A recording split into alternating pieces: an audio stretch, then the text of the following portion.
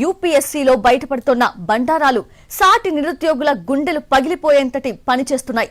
ఈ మధ్య బయటపడిన పూజా కేట్కర్ ఇష్యూనే కాదు, గుజరాత్, మహారాష్ట్ర రాష్ట్రాల్లో వెలుగులోకి వస్తున్న దారుణాలు నిరుద్యోగులను షాక్ కి గురిచేస్తున్నాయి. పుస్తకాల పురుగుల్లా కష్టపడి చదివేది ఒకరు, గాల్లో వచ్చి జాబ్లు కొట్టుకుపోయేది మరొకరు అన్న తీరుగా మారిన యూపీఎస్సీ వ్యవహారంపై ఇవాల్టి ఫోకస్ చూద్దాం. నిన్నటి వరకు దేశంలో మెడిసిన్, నీట్ మంటలు, ఇప్పుడు ఐఏఎస్ పూజా కేట్కర్ ప్రకంపనలు. యూపీఎస్సీపై మొదలైన రాజకీయ దుమారం. నిన్న నీట్, నేడు సివిల్స్. మోడీ జమానాలో పరీక్షలకు పరీక్షలు. నిన్న మొన్నటి వరకు దేశంలో మెడిసిన్, నీట్ పై మంటలు లేచాయి. అది సద్దుమణిగిందో లేదో ఇప్పుడు యూనియన్ పబ్లిక్ సర్వీస్ కమిషన్ బండారం బట్టబయలవుతోంది. పూజా కేట్కర్ ఓవర్ యాక్షన్ తో మొదలైన కథ ఆమె సర్వీస్ కే చేటు తెచ్చింది.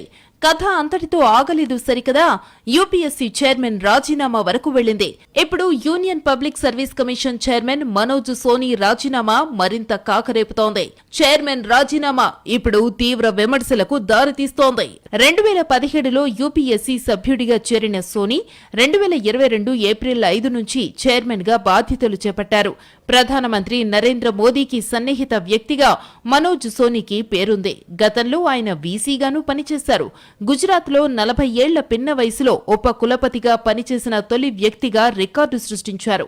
కేట్కర్ ఉదంతం వెలుగులోకి వచ్చిన తరువాత అలాంటి నకిలీ సర్టిఫికెట్లు సమర్పించి దొడ్డిదారిలో ఐఏఎస్, ఐపీఎస్ సర్వీసుల్లో చేరిన వారు ఎంతోమంది ఉన్నారని, వారందరిపై విచారణ జరిపించి తగు చర్యలు తీసుకోవాలని సామాజిక మాధ్యమాల్లో పెద్ద ఎత్తున డిమాండ్లొస్తున్నాయి. ఇలాంటి పరిస్థితుల్లో మనోజ్ సోనీ రాజీనామా చేయటం ప్రాధాన్యతను సంతరించుకుంది. దీంతో రాజకీయ మంటలు మొదలయ్యాయి. చైర్మన్ రాజీనామాపై కాంగ్రెస్ చీఫ్ భగ్గుమన్నారు.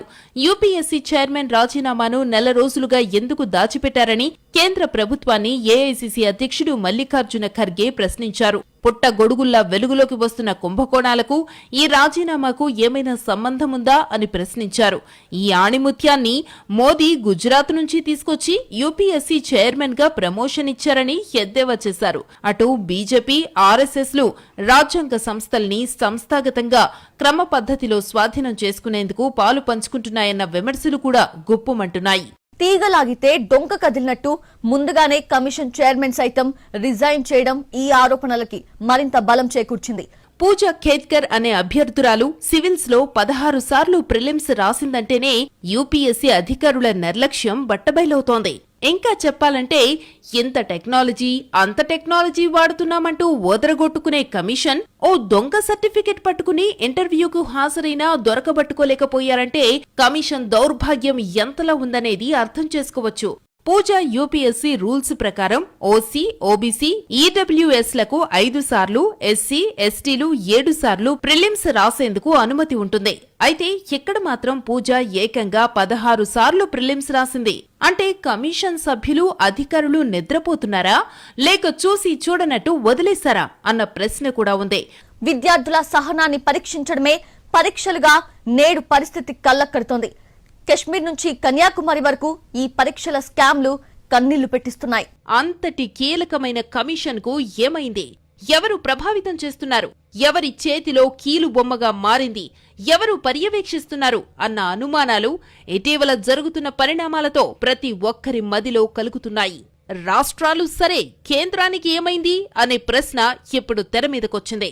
దేశంలో నిన్న మొన్నటి వరకు నీట్ పరీక్ష అతలాకుతలం చేసింది.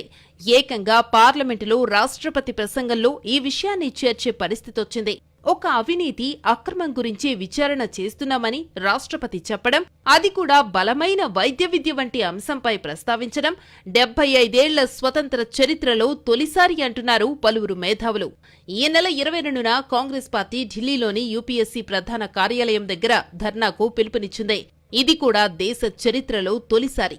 మొత్తంగా మోడీ జమానాలో ఒక్కొక్క కీలక వ్యవస్థ ఇలా భ్రష్టుపట్టిపోతూ ఉండడంతో ఎవరిని నమ్మాలో, ఎవరిని నమ్మలేమో తెలియని పరిస్థితి నెలకొంది. గుజరాత్ లో కూడా మరో స్కామ్ బయటపడింది. గుజరాత్ ప్రభుత్వం తన స్థాయిలో 4 ఐఏఎస్ అధికారులపై విచారణ ప్రారంభించింది. గుజరాత్ కేడర్ కు చెందిన ఈ అధికారులందరూ వైకల్యం సర్టిఫికెట్ ద్వారా ఐఏఎస్ లో ఎంపికయ్యారు. 4 ఐఏఎస్ లపై గుజరాత్ జీఏడీ విచారణ ప్రారంభించింది.